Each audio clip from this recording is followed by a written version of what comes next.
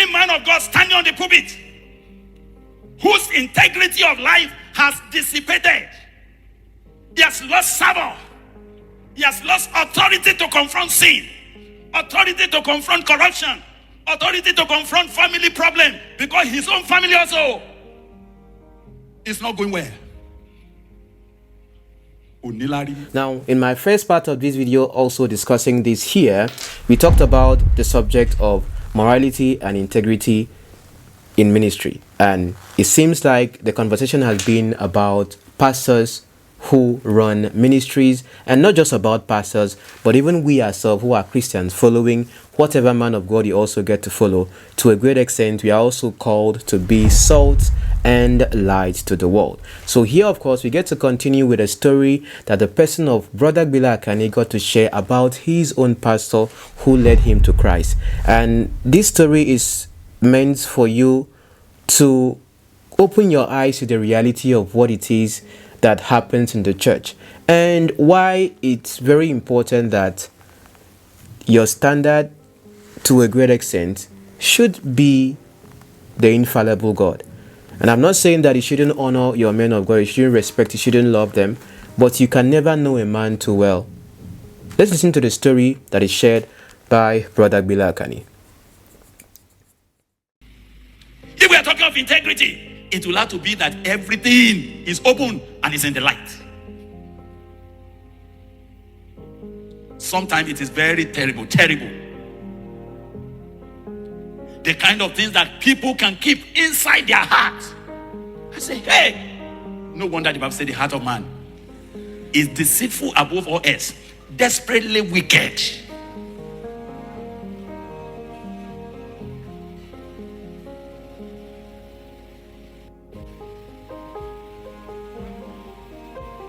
My pastor, who preached when I gave my life to Christ, I loved him so much. There's nothing you can say about my pastor that I will agree. As far as I'm concerned, he is my angel. He was a man that showed me the word of God. I loved him. But one time I came late to church one day, and I sat at the back while Baba was preaching, and the people were laughing. I felt like standing and said, why are you laughing when our father is preaching? He said, we know ourselves. You know yourself, or how? He said, GBILE, don't go there. We know ourselves. Make him finish what he's talking. Make him go and sit down. To go and sit down. What? It baffled me so much. Then Baba died. And I was one of the choir members. We practiced. Look at this choir. If I ask you to tell me how long they have practiced before they came to perform today, it's a hard work. Abi? We practice and practice. Those that are beating drum, oh my God. So we are ready for a special outing, because that's the outing for our father in the Lord's burial. We wanted to sing 3 numbers. Nobody should rush, because this is our day. Unfortunately, in the middle of the service, the leaders were looking at one another and said, there's a problem. Let them cut short. If you want to sing 4 stanzas, sing 3. You hear? There's no time. So I was wondering, what was the problem? Another woman who was not the recognized widow also came in with her children. And these children, listen, they look so much like Baba Pastor, as if he vomited them. The others, the one that we know, they were wearing their own uniform.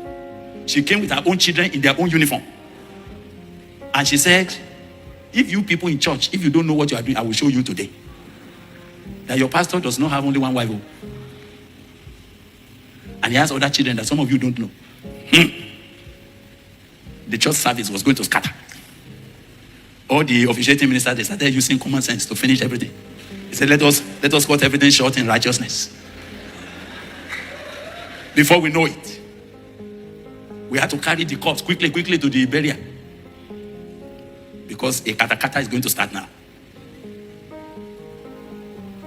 How was Baba Pastor able to keep a concubine for years and we don't know? Where were those children growing and we did not know about it?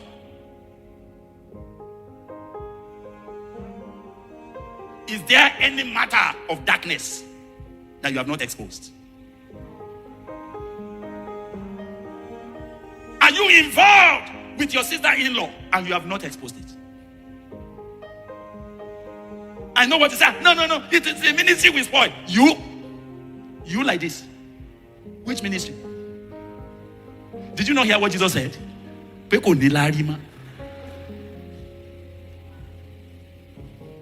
Whose ministry are you trying to protect?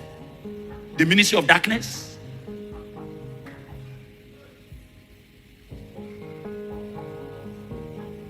Are you involved in any matter that's so shameful if light should shine on it?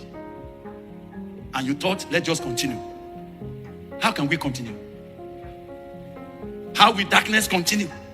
And you hope to make it to glory. When we talk of integrity, integrity has zero tolerance for darkness. Anything that has to be hidden, anything that has to be kept under cover, is directly opposite to integrity. And Jesus said, you are the light. He said, but if the light that is in you become darkness, how great will that darkness? Because of our space of time tonight, we are going to be praying together. And we are not talking to people, we are talking to God. We are saying, oh God, let it not be on that day when everything will be open that I will not have opportunity of correcting anything anymore. Even if it will take all of us to roll on the ground on behalf of a brother or a sister, why wouldn't we do that? Why are we going to have an outward appearance that look nice? And everyone is saying, but this one can no longer carry my work. Can no longer get my ministry done the way it should be done.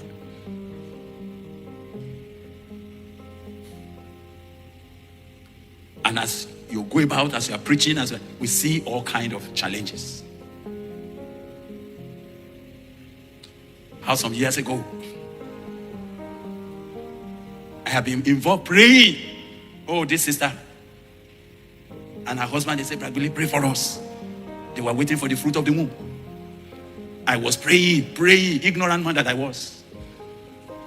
May the Lord just help my life now and increase my discernment so that I can see where darkness is. We were praying, I'm praying. When you want to suggest to the sister, I say, can we go to the hospital to check? He said, what can the hospital do? Unless the Lord builds the house.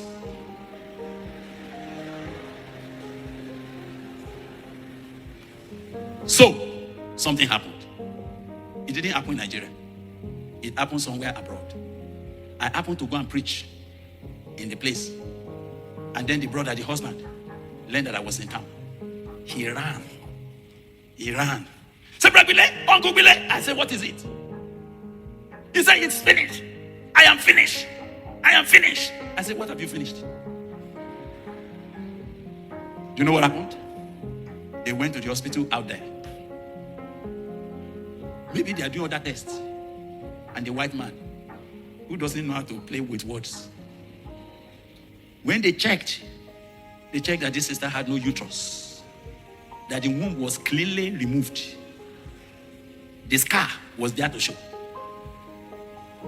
So the doctor came and met the man and says, sir, I'm surprised that you are talking about a problem of gynecology. What are you doing with a woman that has no womb? That our investigation showed that she had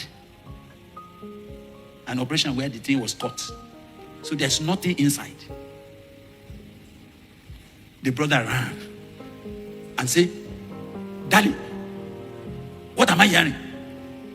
You know what she said? You have had it. She was doing an abortion sometime. And then they removed the whole thing. And she has never told this man.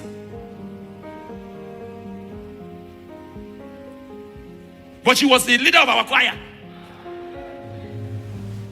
How deep the heart could be, that darkness could conceal things, not for 1 year, not for 2 years, 12 solid years. When I came in to ask, sister, why did you do this? I said, I didn't want him to be discouraged. That was why you could tell this kind of lie. The entire of your life is a lie. But you are here singing for us. That's why I did not intend to be using high-sounding words to define my integrity. Where there's anything to hide, where there's a story that has not been told the way it should be told, where there's been an activity that has gone on for years, and the person you sleep and eat with does not know about it.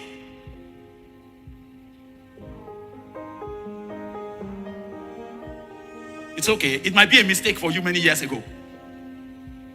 But integrity demands that you will have opened up, isn't it? And say, brother, go and pray again. This woman you are seeing here, there's nothing inside.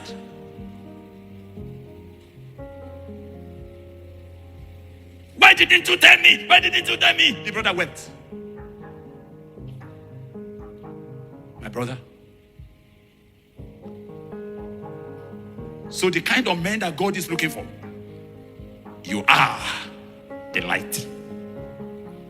The light that is set on a hill that cannot be hidden. Whatever is light is not meant for baskets. If we have to keep something under the bushel, it means there's something wrong about it. As we go to God, what will you say to Jesus? If ministry is weak in your hand, you've not told us the truth. You've given us prayer requests, but you've not told us the truth. You've made some of us to fast and pray for nothing. You've not told us where the matter is coming from. Anything that has to be a compromise of the reality of things has no integrity about it.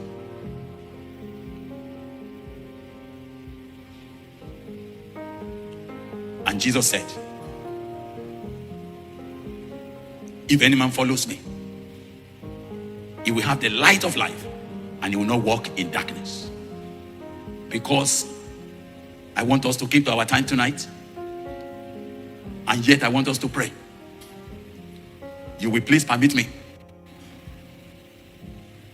to stop at this point for now, so that we can go to heaven, so that we can call on God,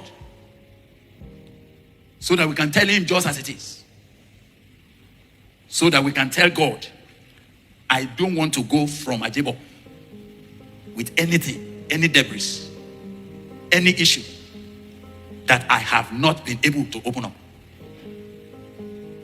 That you fell into sin is bad enough, but that's not the issue with God tonight.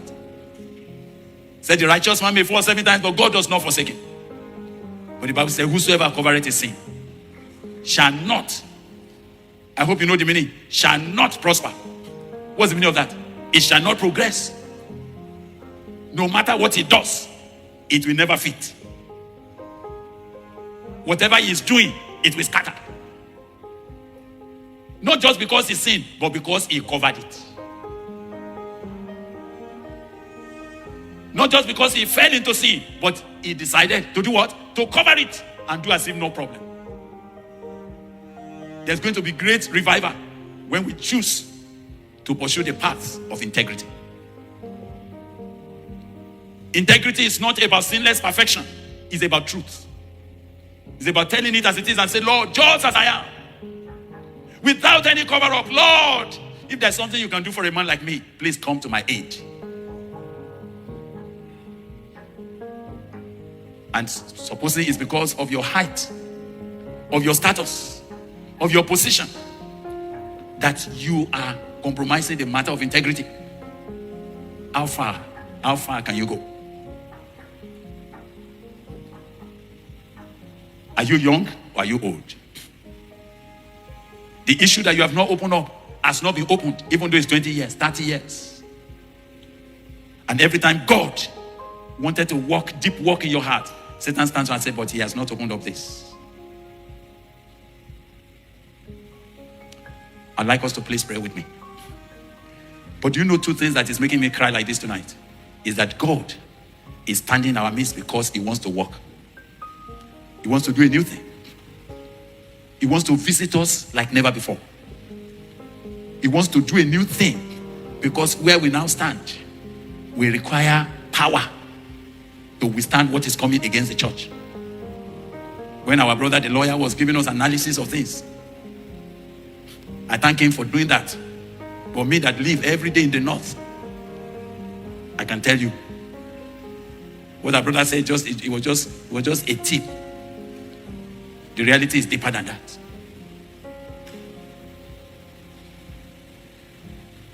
But where do we have power to confront darkness if darkness is also in our lives? Will you please join me in prayer? Listen to that. I hope you learned a couple of things from that. And I'm going to tell you something right here. In the space of commentaries I've been making about things that happen in the church, I have seen too many things. I have heard too many things. I'm just going to tell you, some of your pastors, I don't see them the way you see them. Yes, still, you don't get to come and see me come online and then say your pastor is fake, this one is real. I look at the issues. If your pastor does a fake miracle, I will expose the fake miracle and then show it to you korokoro.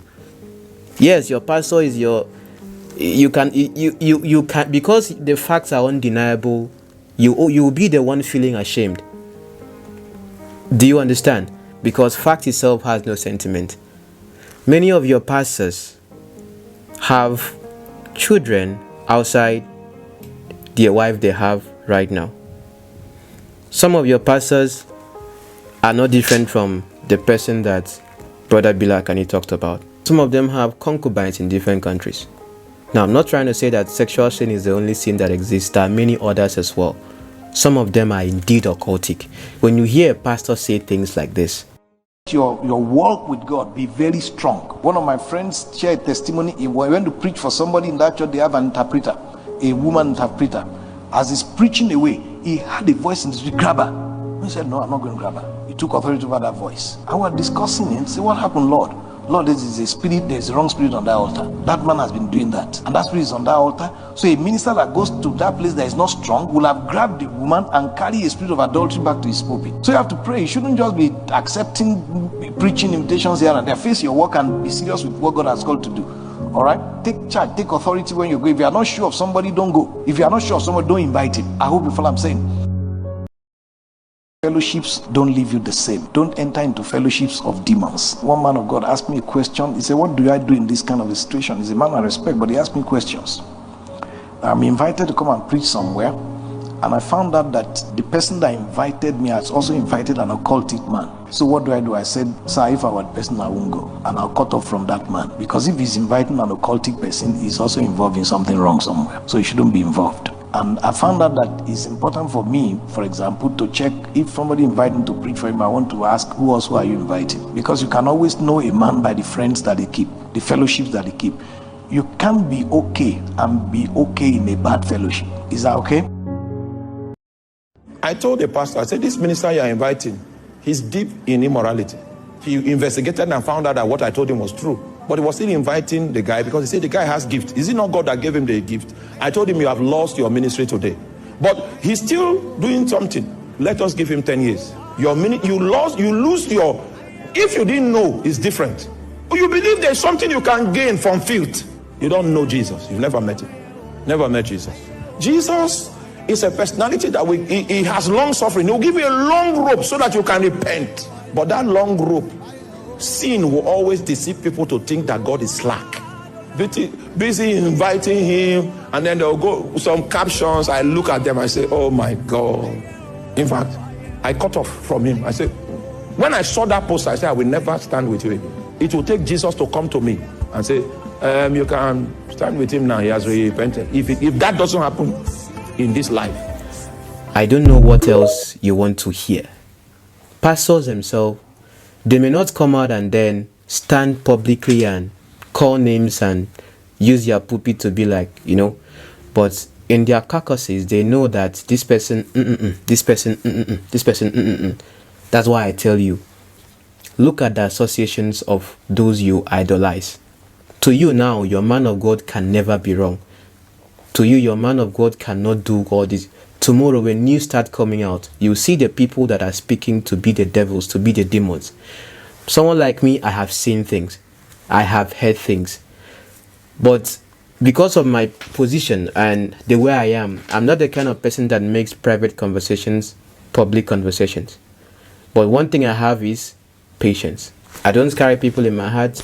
Your personal life, it shouldn't be my business. The thing is that your girlfriends, your concubines, they are the ones that come and reach out to me. And because of the way I get to do commentary, as I don't outrightly come and say this person is fake, this person is real and all of that, which people have situations with me about, anytime someone sees me probably praising something that, let's say, someone you consider fake has done that is good, I say, wow, this person did well.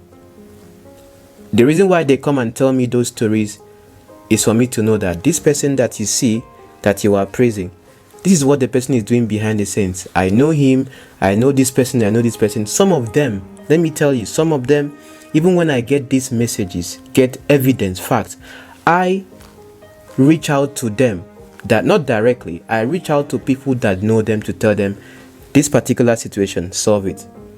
This particular woman that you're having an affair with, deal with it. Because tomorrow when the news come out, it's going to be to your shame. I know many things that I don't talk about.